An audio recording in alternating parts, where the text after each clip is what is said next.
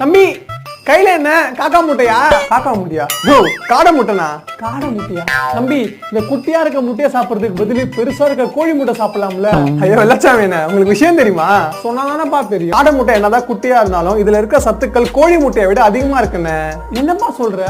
ஆனா இந்த கோழி முட்டையில 11% தான் புரோட்டீன் இருக்கு. ஆனா இந்த காடை முட்டையில 13% புரோட்டீன் இருக்கு. அது இல்லாம இந்த கோழி முட்டையில பாத்தீங்கன்னா விட்டமின் B1 வந்து 50% தான் இருக்கு. ஆனா இந்த காடை முட்டையில 140% இருக்கு தெரியுமா? அதனால என்னப்பா? ஆனா நம்ம உயிரோட இருக்க உதவுற ஊட்டச்சத்துக்களிலேயே விட்டமின் B1 வந்து முக்கியமான ஒண்ணு.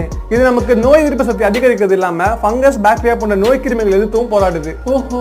அது இல்லாம இந்த ரத்த சோகை, காச நோய், டயபெட்டிஸ், ஆஸ்துமா எல்லாம் வராம தடுக்கும்.